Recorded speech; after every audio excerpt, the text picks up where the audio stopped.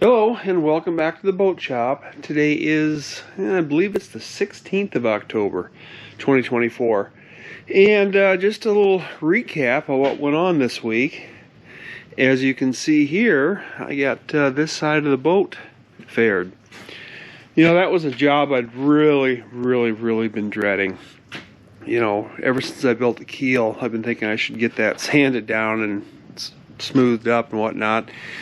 And yeah, now I got it done, and it didn't turn out to be as horrible a job as what I maybe thought it could have been. So yeah, nice to have that done. And between that and now I've been working up on the deck a little more, getting some more decking on. And as you can see here, I've got my scaffolding set up so I can get at this edge up here, this raised shear. Yesterday I had a little adventure here. I was standing up on the top of the scaffolding working up there, and I had that little step stool leaning up against the side of the boat so I could get up on top there. And I've done a lot of work on this scaffolding back when I was putting the planking on and whatnot. So I've got a lot of experience with it, and when I was putting planking on, I actually would bolt the scaffolding to the boat and then screw it to the boat, put a 2x4 across there at either end to keep the scaffolding from tipping over. And I didn't do that here. I got the boat close enough to being finished that we don't want to put extra screw holes in it. And anyway, I had the ladder setting up against the side of the boat, which I shouldn't have done, and I tipped over the scaffolding. While I was up there working on the side, I had a cup of epoxy, liquid epoxy in one hand and a paintbrush in the other, and the whole thing tipped over and left me dangling. Fortunately, I managed to set the cup of epoxy down.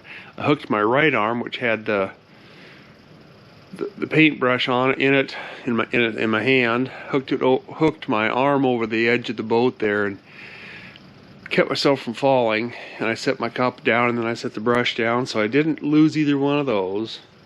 But this whole thing is now flipped over here up against the wall in these cabinets and whatnot.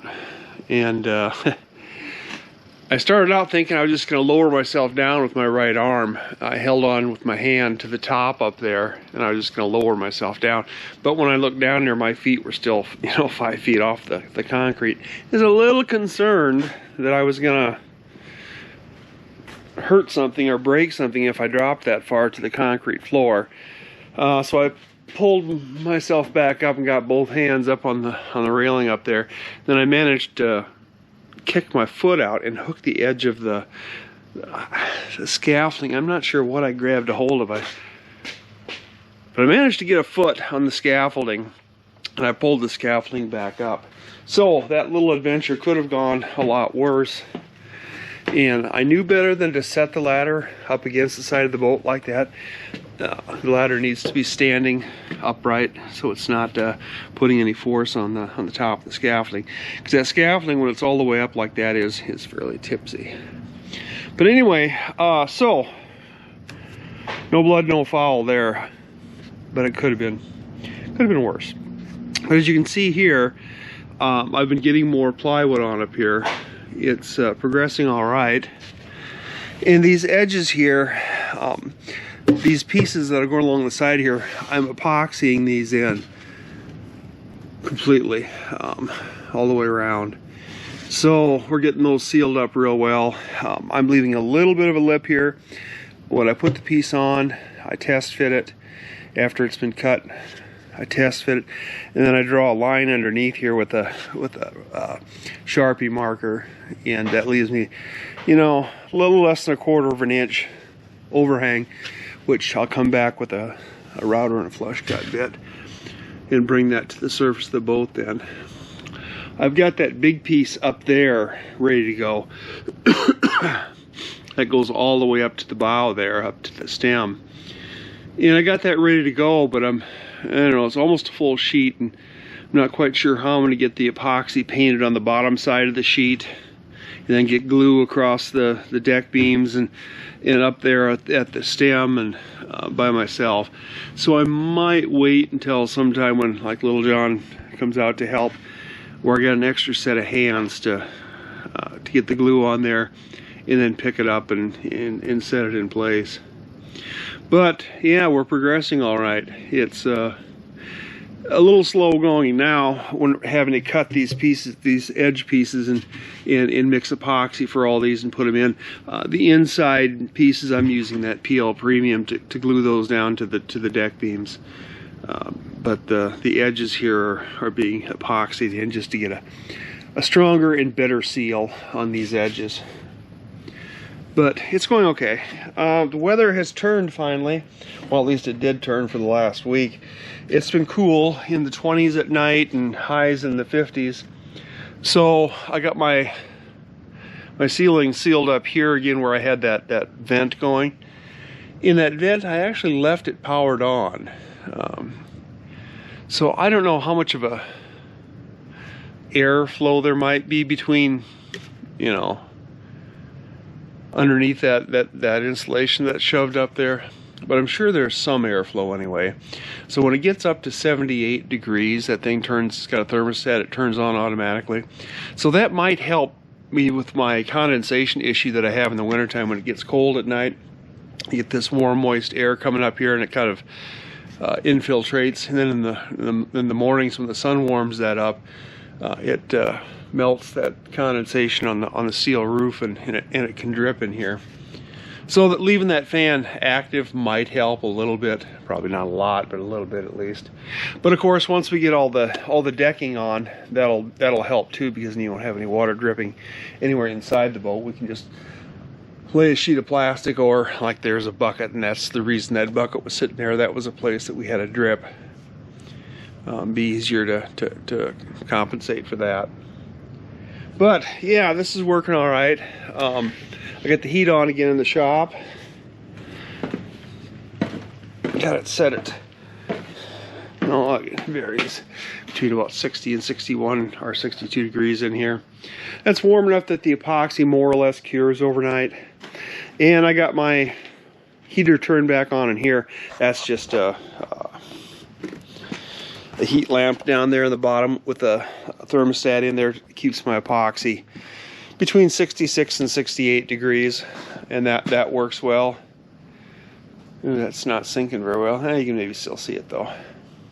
So yeah, and it's we're getting other things ready for winter too. October is a month where, you know, you can go from heat, and which it was last week. We had upper 80s part of a few days last week, so we can go from upper 80s to snow. A little breezy out there again today. Oh, there's a dog. There's a cat. We should see if they want to come in. You coming in, Arch? That's Quitty. Yes, Quitty. Like you quit your job and then put a Y on the end. Don't ask me why. But that's what we call her. Archie and Quitty. But there isn't a whole lot else going on the boat. Like I said, I got both of these sides done now. So I'm going to be concentrating on getting the deck on the boat. And then we'll start doing some more work on the sides of the boat, getting it ready, you know, getting these seams taped and these screw holes filled. And we still need to put a little more fiberglass on a few places. I want to get fiberglass on the keel here, and I need well, the stem here needs to be finished. It needs to be filled and taped, and I don't know, I was thinking maybe I might use 1708 here, a little thicker fiberglass here, you know, just to reinforce this joint a little bit more. We'll put a fillet in here, and then fiberglass of some sort over it. I mean, it's bolted on there pretty well. All of those pieces of planking underneath have got 2 or 3 screws in each one, and then we got plywood glued over top of them, and there's epoxy in there, and yeah, so it should be pretty robust. But yeah, it never hurts to make it even a little more so.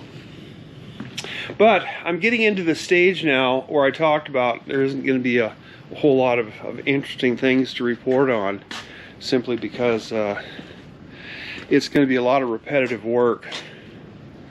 Probably not real interesting to look at, but I will have other jobs that I'll be doing, odds and ends, so some of that stuff might be kind of interesting. But I'll keep on reporting weekly just to, you know, give everybody an update of what's going on, but there won't be probably real big updates. So we'll leave it at that, and we will see you again next week. Oh, just thought of one other thing I wanted to mention. I talked about got some new knee pads, and these are the knee pads that I picked up, and they're just in Amazon, and they have a gel insert in them, so they are very, very comfortable, very cushy, very comfortable. Now they're kind of big and bulky, but this fits up above your knee, and it stays there pretty well, especially if you're wearing jeans. Now these aren't great when you're wearing shorts, but really I bought these for working up on the deck this winter, and they're working fine if you've got jeans on. They are quite comfortable, very cushy on the knees, and they stay in place pretty well, and they weren't terribly expensive. So yeah, if you're looking for knee pads, I don't normally endorse things, but at least for the time being, I would say I'm pretty pleased with these.